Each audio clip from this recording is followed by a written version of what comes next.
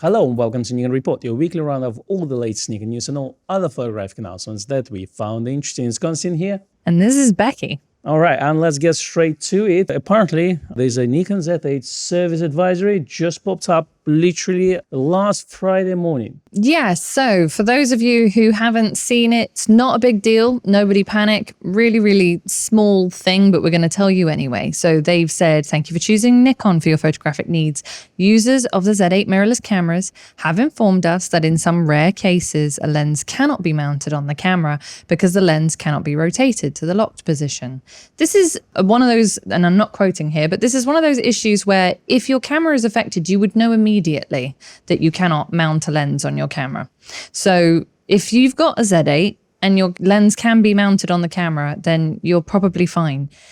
I'll continue. They said, based on our investigation into the matter, it has become clear that this issue may occur with Z8 cameras. We have identified a range of Z8 camera serial numbers which the issue may occur. So that's an interesting one, actually. So basically, it's a range of serial numbers, so probably a batch, which may have an issue. So not every single camera in that batch has an issue. No. So, for example, the camera that we have for this channel, that we share custody of between me and Becky, has this issue. Apparently, it's affected. It actually doesn't have the actual issue. We've mounted 15 lenses on that camera and it's totally fine. It's absolutely fine. It clicks in place, etc. But technically it is in effect at least.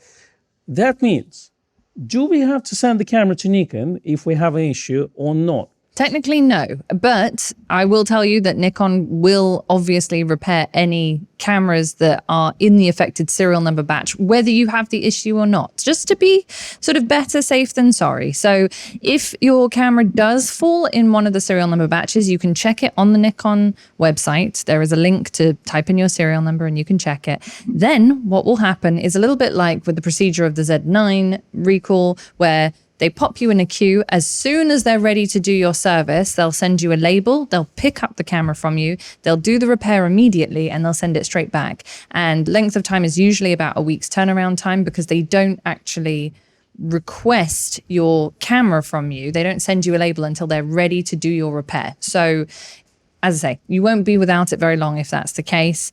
We know we've spoken to many of our own customers, and a lot of them have said, oh, my camera's in the serial number batch, but I've been using it for these last 3 weeks and I've had no issues. Do I need to send it off? And it's like, honestly, no, not at this stage. If you want to, that's fine. Put your name down, register it. But if you're not willing to be away from your Z8 at this moment in time, or not willing to send it, let's say, at the drop of a hat, then maybe just hang on before registering it until a time when you can be apart from it for a week. Just to be, just to be with a camera over the summer, I would say hang on to it. So we won't be sending ours off at this stage. Maybe if we can live without it for a week, we'll do it at some other stage. So in short, basically very similar issue to Z9 when they had recall. Then you don't need to send your camera straight away. You need to wait for Nikon to tell you that it's a good time to send your camera, and then if you do it this way, the turnover is very quick. From the previous service advisories with Z9 that we had, the turnover for some people was as close as 3 days. That means that 1 day travel there, 1 day repair, and 1 day coming back to the customers. So it is what it is. I mean, we had Matt Irvin on live stream last week, who was live streaming from his affected Z8. Technically, your serial number of the camera can be affected, but it doesn't mean it will have the issue. Just keep that in mind. It's very important to have, and it's up to you if you want to send it or not. But it is what it is. Now, speaking of Z8, another interesting thing came out about Z8 is the auto capture. So apparently Z9 firmware was released last week, and in the promotional material for this firmware, Nikon said that the auto capture feature will come to Nikon Z8. That was in Nikon USA video. Then a few days later, they removed that mention from the press release and from the video. So there's a lot of questions popped up on the internet. People even made the videos called Nikon Lied. And if you see that video, don't give people like this any of your time. It's very hyperbolic. So the question is, if they remove that, there's different takes on this. Some people say that they decided to separate Nikon Z8 from Z9, and Z9 will have some features that they won't have. Again, pure speculation. Some people say that, well, maybe Nikon USA just were trigger happy to announce that feature and is actually wasn't approved by Nikon Japan. So Nikon Japan potentially asked Nikon USA to remove that because maybe they weren't ready to promote that feature yet for Z8. Or it could be that it may come at some point in the future. It's just maybe it's going to be a little bit longer than people anticipated. So there's several takes on this. What do you think? I'm inclined to agree with the first take, which is that Nikon are trying to separate out the differences between the Z8 and the Z9 a little more, at least at this stage. Perhaps at a later stage, we will start to see those features introduced, but I think it will be a bit further on down the line because what they don't want to do is completely kill the sales of the Z9. It's a very valid camera for a lot of working professionals. And in fact, we have had a few people who have had the Z8 on pre-order who at the last minute have said, actually, you know what? I want a Z9 because I need some of the features that the Z9 has. So it is interesting. I do hope that we will see, for example, the skin softening or skin smoothing feature. We're going to see some skin at least, yeah. Hope we see some Nikon skin. show us some skin on Z9.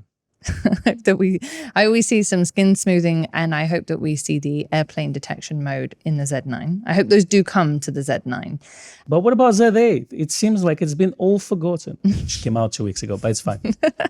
And similarly, I think we will have the auto capture added to the Z8 at a later stage. But I think that maybe they looked at it and went, actually, the camera for auto capture, sports and wildlife, would be a Z9 potentially, because that is the camera that people go for that.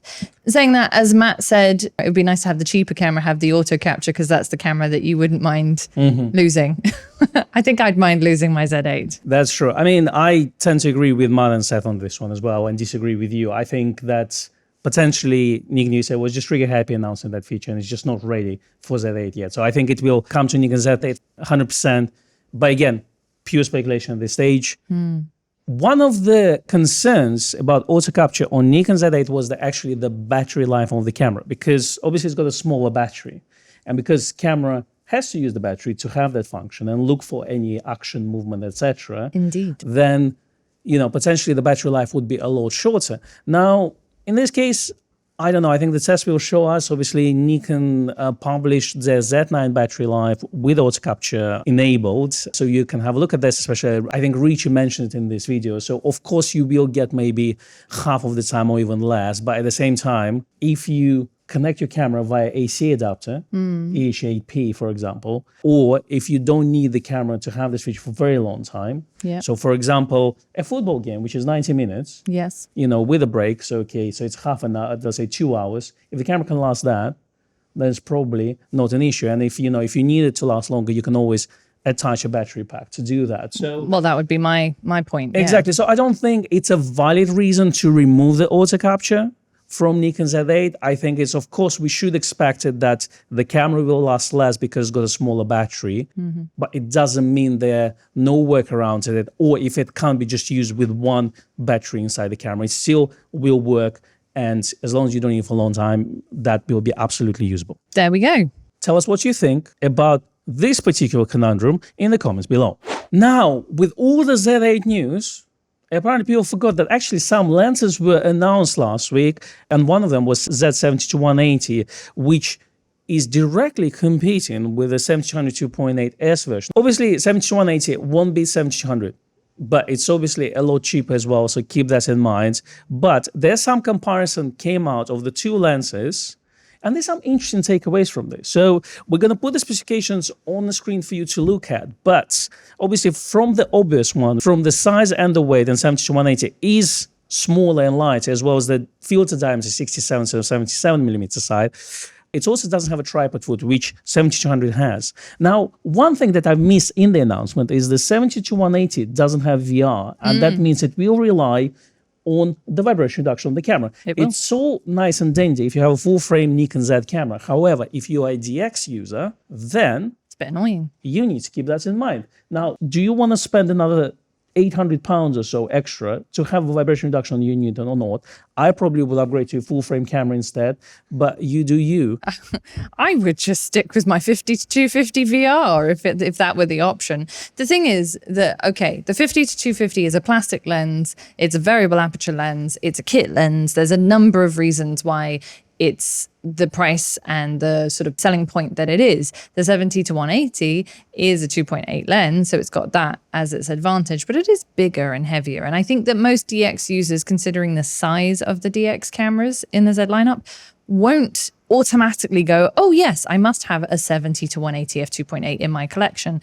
So obviously any viewers who are DX users who have pre-ordered this lens or are considering it, correct me if I'm wrong, but I don't think it's going to be a massive issue. I do think that VR in the lens is really, really nice to have as an added feature, but we do need to make a clear-cut difference and a logical price difference between this top-tier S-line, weather-sealed Nikon Pro line lens and the sort of consumer-friendly, lower-budget 2.8 but not Pro lens. Okay, well, another interesting thing is probably interesting for you is the semi-macro mode on the 70-180 lens. So that one has a higher magnification out of the box than 70-100S version, and also with the teleconverter attached to it. Now, if you're a macro photographer and you really need to get a long reach, because back in the day, even if you don't have 200mm, you could get 105 VR f-mount and buy a 2x teleconverter.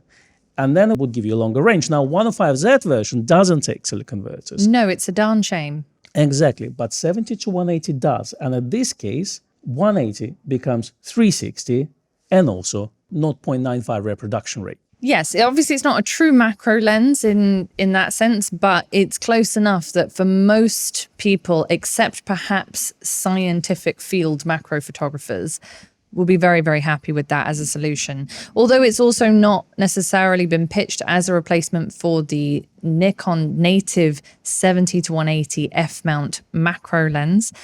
It's the same focal length and you can kind of get away with a macro mode on there. So, you know, I'm thinking that it's potentially a good alternative.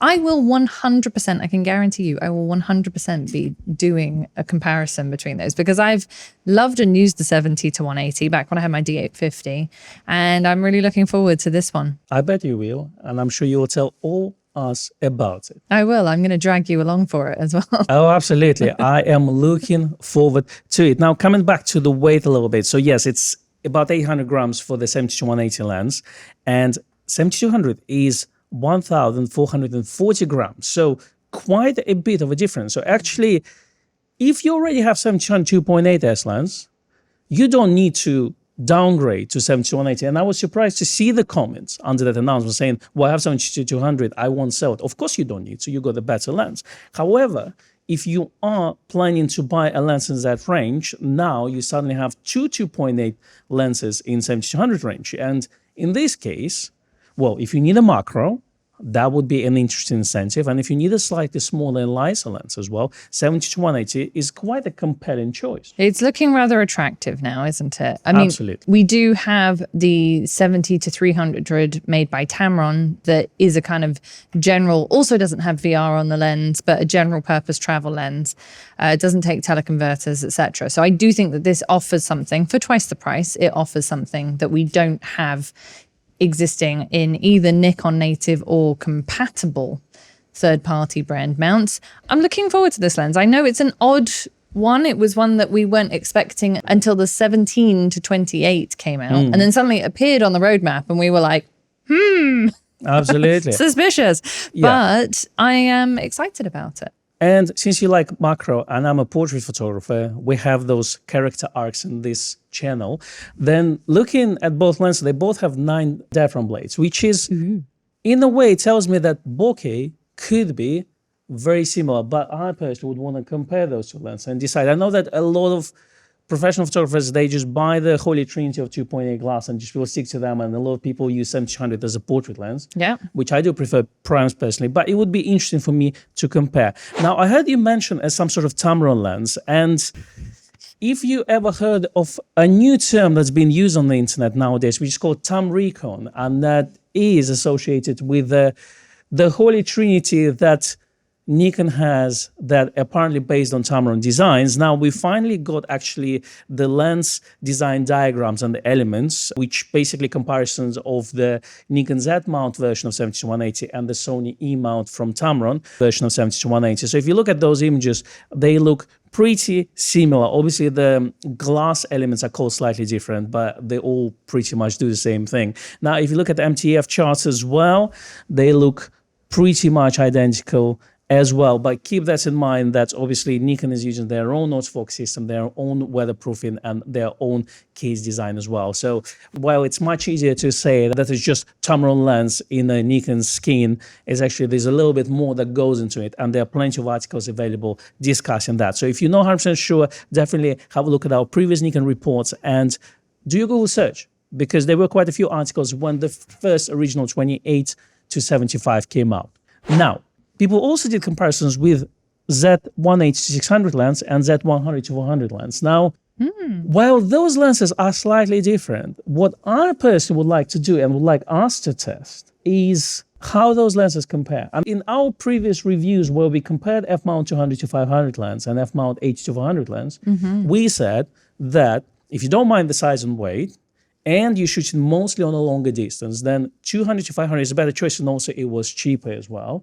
Now, in this case, I think probably the result is going to be more or less the same. But for me, the question is, well, if you already have that 100 to 400 lens, and you have teleconverters, is it good enough for that range, or should you really look into maybe either upgrading or adding the 180 to 600 lens into your collection? So I think it would be something for us to look into in the future reviews as soon as we get our hands on the new lens. Yes, I will add my few pence worth to that and just say, if you've got a 100 to 400, bear in mind the 180 to 600 is bigger and heavier. There is that factor. And they do slightly different jobs, but they cover, for the most part, the same range. So if you've got a 100 to 400, I wouldn't necessarily immediately go out and place your pre-order for a 180 to 600 unless you're planning to do away with the 100 to 400 altogether and just have the 180 to 600. And unless it's with grays, always means. And unless it's with grays, otherwise just don't bother. But the 100 to 400 performs spectacularly with the teleconverters. So if you've got a 1.4, if you've got the Holy Grail 1.4, which is next to impossible to get hold of, or the 2x teleconverter, then actually you're quite well covered already. And I've heard some things based on Rishi's own tests and a few others. Our mate Rishi, just put we that have friends. We just throw names around. That's right. So on Rishi's video on the 180 to 600, and a couple of other people saying that, oh, the 180 to 600 is possibly a little bit sharper at the 400 end over the 100 to 400.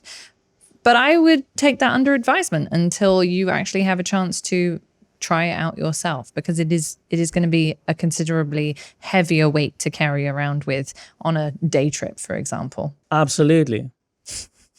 That's our parasite word to finish the segments. Now, speaking of some other lenses that came out around the same time as Nikon Z8, yeah, so apparently 24mm f1.7 DX lens. No one knows it came out, but apparently it is available now on the shelves in the stores worldwide. On some shelves, in some stores, not all. Yes, and apparently we have some in stock as well. All right, moving on. Nikon updated the Nikkor Z mirrorless lens roadmap as of June 21st, 2023. Now we have all those newly announced lenses made in pictures now, not silhouettes, on actual chart, which is amazing. The question is, does it mean if it's been updated now, no more announcements every week for the rest of the year? Oh, darn. Does that mean, yeah, if they've just brought out a new roadmap, we won't see any announcements for a few months? I think I would be really surprised if we see another announcement before the summer. If there is going to be nothing else, then there's going to be nothing else until the autumn. That's what I was going to say. That's a great logic making thing. If there's nothing else coming out, there's nothing else coming out. If we're seeing a roadmap now, are we saying that we think there's going to be nothing until autumn? Well, that's a good question. We clearly have two lenses that we expect still to come this year. So it's two 35mm. One has one in front of it, but first one is 35mm f1.2, and another one is 135 f1.8 S lens. Just to point out on that, we're assuming the aperture based on their position on the roadmap. They're actually not stated with their actual apertures yet, or their aperture values yet. Yeah, subject to change. So probably subject to change. But if you have a look at the position of the 35mm, it's next to the 50-1.2 and on the same line as the 85-1.2. So we're assuming it's going to be a 35-1.2. And then with the 135, it's right next to the 85-1.8. all along the same line as all the other 1.8 primes. So I think that we can fairly safely say that those are going to be the apertures. But of course, don't hold us to it because it could change in the future. They could change it to something else. All right. Do you have any preference on what you want to come out first? I love a 35. A good 35? I love a good 35. I'm a 35 shooter natively. I'd love to see the 135, but this is not a lens that I would use myself probably. Well, no, I mean, you can use, you just need to hire a butler to carry it for you. Exactly. Although I'm expecting the 35 1.2 is going to be a similar size to the 50 1.2, and that's not a small lens. So it's going to be a fun one. That for me would probably be like my go-to events and wedding lens. 35 1.2, because at the moment the 50 1.2 is that, but the 35 is just a much more all-round focal length for me. Okay, though for me, I think I would prefer 135 1.8 since I do portraiture according to the character arc we have here. So in terms of this, yeah, definitely it would be a good addition to get 135 together with 85 because then you can have one for indoors, one for outdoors, and you can mix and match both of them. Yeah. For me, 135 1.2 is going to be too big and too heavy to use for, let's say, street photography and things like this. So I don't generally use wide prime lenses for commercial work if I have 2.8 zooms. Sure. So it's not the lens that I will personally buy. I obviously can see that a lot of people will pre-order one just like you, Becky. $3,000 right there. Yeah. So for me, you see, 35mm focal distance is more of a something you put on your film camera or smaller camera, Z6, you know, like I really like the Voigtlander Ultron F2 for Leica. If I want 35, I want something like this, you know, so or 35 1.4, which is nice and small. A chunky 1.2, while obviously it's a professional lens, doesn't suit for my work. Sure. Obviously doesn't mean that Nikon should suddenly cancel everything. For me, 35mm, if you can get 1.4 and you can make it small, I personally would prefer that. But obviously there's a lot of users who will love 1.2 35, and you being one of them. I am. I had the 35 1.8 G, then I changed to the 1.4 G when I was shooting with my D850. Absolutely stunning lens. Also on the F6, beautiful lens. Now I have the 35 1.8 S on my Z6, and it is a lens that I use regularly. I love its pieces, but you know, not that the 1.2 is going to replace it as my walk around, because I think it's going to be big and heavy. I'm very much looking forward to seeing it and seeing what it can do. Now, what do we think? Is Nikon going to bring out any other lenses this year that we haven't yet seen on the roadmap? What do you reckon? Well, since we have nothing else to talk about, I threw in a few things, the few lenses that we think are going to be a good choice. Obviously, from yours and Seth's discussion last week, which if you haven't seen, definitely check out our last week's podcast, you both want a stubby wide-angle prime. In this case, it's 14mm, probably something like 2.8. Yeah, f2, 2.8, I would be happy with something like that. The idea is for it to not be big, because if you remember the F-mount 14mm f2.8 prime had a big domed front element. It was about 700 grams, if I remember correctly. I looked it up actually quite recently for someone. It's about 700 grams, so not a light lens, and it's all metal, all glass, really, really chunky. Beautiful lens, very, very sharp, perfectly corrected, but just a bit too big and heavy for what it is. So yeah, Seth and I were looking at something that's, as he called it, short and stubby, a nice small 14mm, which I think would be fantastic. I mean, I have a question for you. So what about Voigtlander 15mm or even 7 Artisan 15mm lens? I mean, obviously 7 Artisan maybe not everyone's cup of tea just based on the price, because people tend to think that if it's less than £1,000, it's not worth it at all. It's made of plastic. But what about the Voigtlander one? Yes, the Voigtlander is Voigtlander. Short and stubby? Is short and stubby. And the 7 Artisans is also actually quite small and well proportioned. Well welded. Well welded. And the 7 Artisans is also quite a nice choice, but I'm looking for something a bit wider aperture. Maybe that's just because the aspiring astrophotographer and me want something with a wider aperture, but I would like something that's closer to 2.8. I think once we get to kind of 3.5 f4 realm, then it becomes a different lens. It's a lens for good light street photography and architecture potentially, but a lot of distortion for architecture. A wider aperture would suit me well. 14mm for street photography. You have to get pretty close. Yeah. Nice. Okay, well, the next one up in the focal distance, I put 28 1.8, which we don't have in the 1.8 prime lenses. We don't. It's an interesting omission because Nikon does love a good 24, 26, and 28mm lens, but apparently that one doesn't exist. Who knows? Maybe we also get either 24 1.2 or 28 1.2 after the 35. Again, nothing on the roadmap, so you never know. But one of the lenses that have been mentioned online as well is 105, which would sit between 85 and 135. What do you think about that? Does it need to be there ASAP, or is it the one that Nikon can rest on for some time? Yeah. So, well, just going back a little bit to the 28 mil and including the 105 in my answer here. So Nikon have these two stunning magical f-mount lenses, and if you're an f-mount user, I would 100% recommend the 28 1.4e. Fantastic lens, and the 105 1.4e, which were probably the last or near to the last f-mount lenses that were brought out. And I'd love to see Z equivalents. I don't want them to change anything. That's the thing. I want those as they are, but just in Z mount. Put an FTZ on the existing ones, that's fine. But then just soldier them so you can't remove the FTZ. Never, and that's it. Yeah. Okay. Ever remove the FTZ. But the 105, I reckon if they make a Z mount version, it's going to end up being a 1.8, not a 1.4. 105, 1.8 and not 1.4. Well, because if you look at the 135, they're making that a 1.8, aren't they? Yeah, but then that's because 135 and 1.4 would be huge, while 105, 1.4 can be smaller. You think so? Yes. I mean, look at the 105, 1.4 F-mount version. I mean, if they can design that in that size, I mean, it wasn't exactly small, but it definitely was smaller than, let's say, some Sigma Art equivalents. Yeah, I mean, if they can do a 1.4, they have not yet done a 1.4 lens in native Z. That's why I'm wondering if they will ever do that.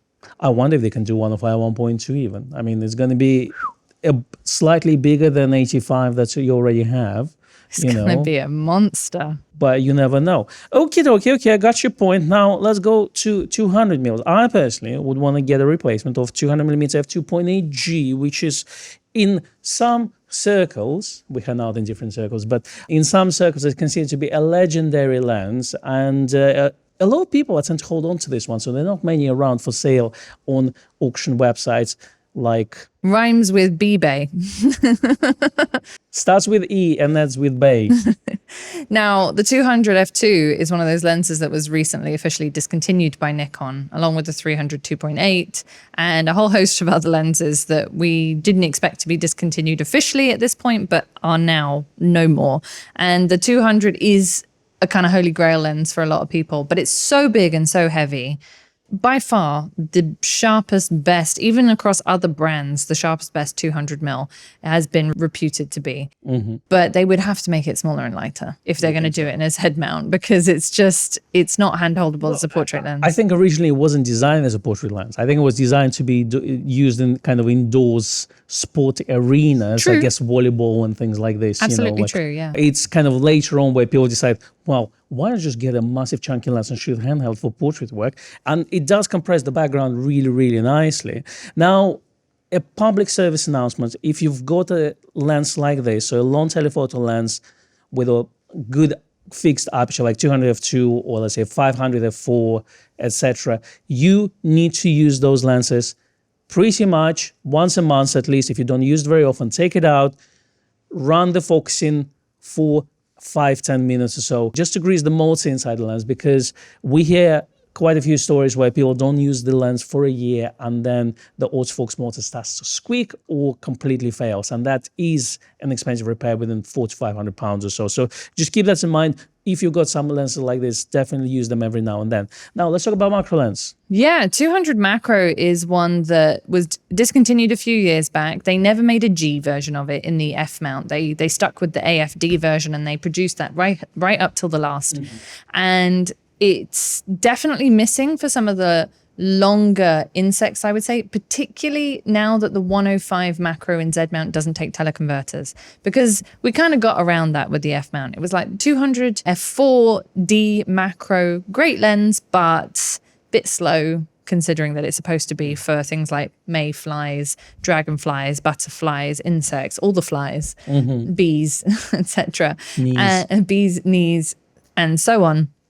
And the fact that it was an AFD lens and didn't have a motor in it meant that the camera was basically driving the focus and having to work doubly hard. But because the Z105 macro doesn't take teleconverters, we don't have a cheat for the 200 focal length in macro realm. We'll have the 70 to 180 when that comes out with a 2x converter. That's a cheat. Which will kind of be a cheat. And I want your thoughts on that. Would that be a solution in the absence of 200? And if the 200 comes out, does it have to have a higher magnification in order to make it a valid choice for macro photography on the long focal distances? Well, I think it would certainly with the 200 have to be natively 1-to-1 reproduction.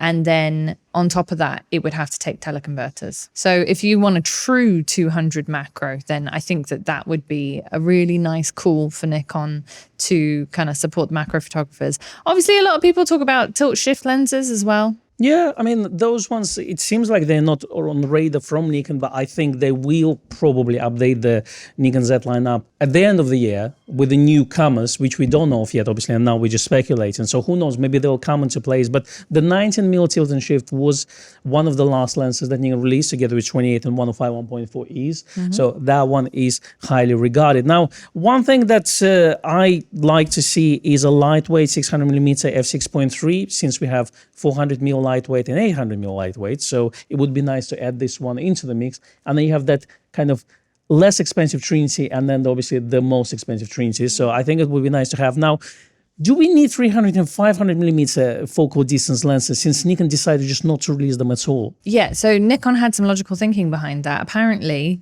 according to surveys at the time, people who were purchasing the 300mm f4 PF phase Fresnel lens were also buying it with the teleconverter. So they would get about a 400mm. And 500 PF purchasers were usually pairing that up with the teleconverter to get a 600mm or longer. So I think Nikon have gone, as people are always buying, or 90% of the time are buying these lenses with teleconverters anyway, why don't we just bring out lenses that they don't necessarily need to add the TCs to? So I don't think that we absolutely have to have those as a priority, but maybe at some point they'll bring out some smaller, squishier versions.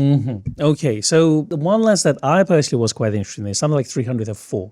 Yeah. That we had with, which is not kind of smaller of those lineup of the lenses, because it was about the size of 24 to 70 f mount, and it's something that you can just put inside your bag. It's not as heavy as H2 400 or 200 500, and you can put teleconverter on it.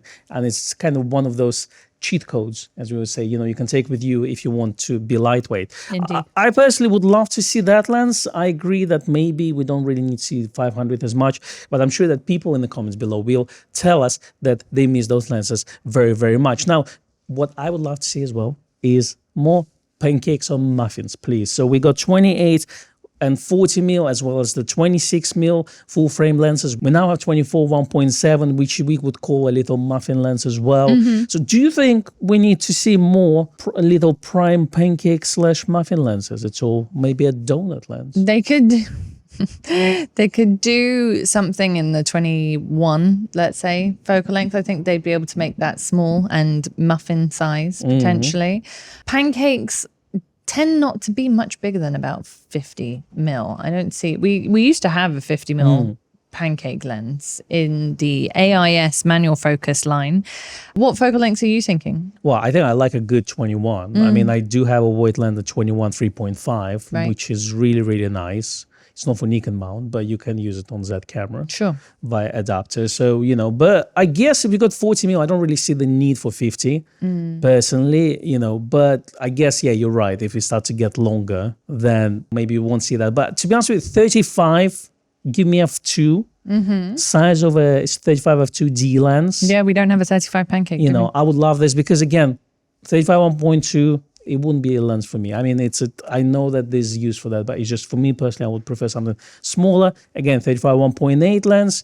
It's nice. My Sigma is about the same size. I don't really see the reason for update. But if we get the 35 f2, the D size, that would be amazing. Obviously, they need to feed the autofocus mode somehow, but I'm sure the technology has changed now and they can make them small and light. Yeah, exactly. Then for zoom lenses, we're looking at maybe a 17 to 35 2.8. I mean, we got the 17 to 28 2.8. Obviously not a pro lens. Yeah, but then we had 1635 f4 back in the day. But prior to that, we had 1735 2.8 lens, which was legendary and was used by a lot of reportage photographers. And I do miss that. I mean, having 2.8 for reportage type of work, low light type of photography is quite important. So in this case, a lot of people say, well, why one should have with a 4 in VR?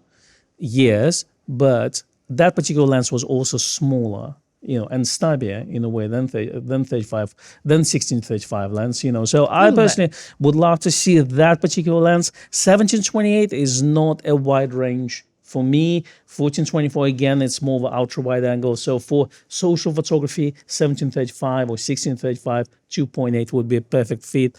Now, we also talked about the possibility of an all-in-one, like a 28 to 300. Obviously, we've got 24 to 200, but I think that we could have a longer range lens, and there are people that would really value that as a sort of go everywhere. Pair it with your camera for family events and high days and holidays, city crawling, you name it, it will work for it. We've also got the option of a native Z Nikon made 70 to 300 rather than a Tamron. Yeah, what about that? I mean, it's an interesting one. I wonder if it's some sort of internal agreement that they had where they don't try to overlap with each other. But it would be interesting, of course, to have a Nikon native glass and compare the two, see which one is better. But in the meantime, Tamron Z lens is actually the best kit on the market and a better choice compared to the F-mount version. However, F-mount version gets really, really close. It does. Now, we've got the options and DX lenses, an all-in-one for there, like an 18 to 300 at the right size as well, to not overweight the kit, because those Z bodies, as I said earlier, are quite small and light. Keep it small and portable, yeah. Exactly. And then some more small DX primes. Yeah, nice pancakes, muffins, whatever. Just keep them small, keep them plentiful, because I personally would love to have 18mm DX lens. Oh, yeah. That's a 27, 28mm, 35mm equivalent, so which is really nice. Then we obviously have 24mm now, which is equivalent of 35, but we don't have equivalent of 50mm. So something like 35 1.8 that we had for F-mount, it would be nice to have one of those for DX as well. Again, not very expensive, cheap and cheerful, good quality design, small and light. I think a lot of DX users will be happy with this. Now, the question is, with all those lenses that Nikon will release for years from now. We've got their lineup and their roadmap just planned out for the next decade, haven't we? Exactly. I think I'll retire. They will still be releasing those. But do you think we'll ever see a 1.4 prime lenses and also f4 zooms that we had in f-mount versions? I mean, we have an f4 range. We have the 14 to 30 and the 24-70. What we don't have yet is a 70 to 200 f4, but we are kind of there with that. Do you think they may just release 70 to 300 f4? That would be cool. I think it would be great if they did that. That way you can make it more expensive than Tamron version. Yeah. I mean, even the variable aperture will be more expensive than Tamron version, let's say that. But you can make it more expensive and then say, well, we give you longer range and it's a fixed aperture. And it would be an S-line lens, that's the thing, because the 14 to 30 and the 24-70 f4 are both S lenses. And the 2.8 1728, 2875, and 70 to 180 2.8s. Those are not S-line lenses. They're not the pro superior line, better weather sealed lenses. So I think it would be lovely if the 70 to 300 were an F4S. So we've got the superior weather sealing, we've got the slightly better image quality, and that would kind of complete the F4 trinity. That's right. But at the same time, yeah, we have 70 to 180 2.8. So for a lot of people, they'll probably ask the question, well, if I can buy 2.8, why would I go for a 4 version? But it's a longer range. It's a longer range, yeah. And it's a 4 fixed. It's similar to 24-70 2.8 and 24 to 120 f4, where if you need a longer range, 24 to 120 f4 is fantastic for what it gives you and much better than F-mount versions. So very interesting. And obviously, f1.4 prime lenses, which we probably won't see, and hopefully Sigma would fill that void. But according to Nikon's logic, 1.8 are as good as 1.4. It's very difficult for me to get this logic straight because 1.4 is 1.4 personally for me. But if we follow Nikon's logic, 1.8 is as good as 1.4. If it is good as 1.4 is one thing, but the depth of field is not the same. That's why Nikon logic, in my opinion, doesn't work, because 1.1 gives you more shutter depth than 1.8. So optically, yes, but depth of field is different. Sure. You see. But obviously now we have much better lenses with 1.2s, but they're big and heavier. I personally think if we can make them small and 1.4, that would be amazing. But if Nikon doesn't come to that, well, hopefully Sigma will fill that void. Good. So that's what we think we might see in the future. We don't know anything, obviously. Do you have some suggestions? Put them in the comments. Absolutely. We want to know. We want to hear from you. Keep yourself busy by typing the comments below.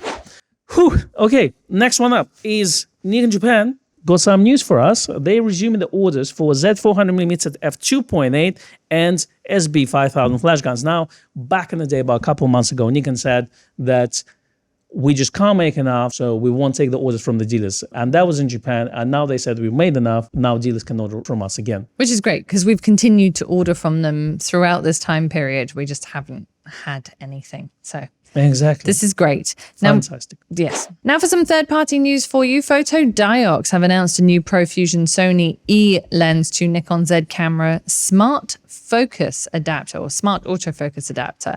So this adapter joins Megadapt. So just for those who have Sony E-mount lenses who might be interested, you've got this adapter with infinity focus or beyond guaranteed. It has this built-in fusion technology which enables electronic communication and control between the lens and the camera. Very handy.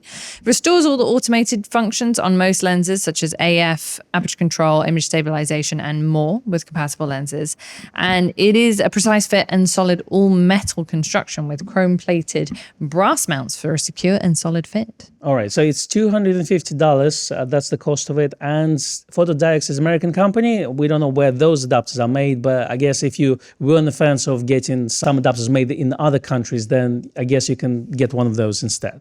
Now, we also had some lens announcements. So Viltrox announced their 75mm f1.2 lens. That was rumored before, but they now officially announced it. So it's $550, has autofocus on it, got, a good motor which recognizes apparently everything what Nikon recognizes. So those are all good things. So if you wanted a competitor with H5 1.2, which I don't think it will be, but for $550, it's 10mm shorter than H5 1.2 and a lot cheaper. It is indeed. Because that's how logic works, not the optical performance. Wild. And that's a wrap for this week. There's no weekend read and watch, because if you type in Nikon on YouTube right now, your computer will explode. Yeah, it's a bit dire, really. But if you have any suggestions for our weekend read and watch, something that talks less about the cameras and more about the passion of photography. If you've seen something that maybe we haven't mentioned before, definitely send us the links to media@Westminster. And that's a wrap. It is. Thank you very much for watching and or listening. Please give us a like and a subscribe if you're on YouTube. Give us a follow, rating, review, etc. on podcast platforms. Yeah, we are available on those things that give you audio but don't give you the video footage. And they call Apple Podcasts, Amazon Unlimited, Spotify of the world. YouTube in the United States now have apparently a podcast section. We don't know what it is, but if you prefer to listen instead of watching us, then definitely check those out. And do leave us a review, because we are growing as a podcast, surprisingly. The YouTube is the main thing, but we would like to grow our audio audience as well. That's right. We can win a Poddy Award. That's not what they're called. I don't know. A little potty award. Anyway, if you would like to find us on the... Pottycast. Oh, that's the quality of content we have here today. If you'd like to find us on the internet, we post pictures on Instagram. I'm at Rebecca_Danese. The shop is at Nikon@Grays. And I'm Konstantin Kochkin. We do publish photographs taken with the lenses that we review. So if you want to see samples of those, definitely check us out on the Instagrams of the world. Yes. And we will see you next week. Goodbye. Bye-bye.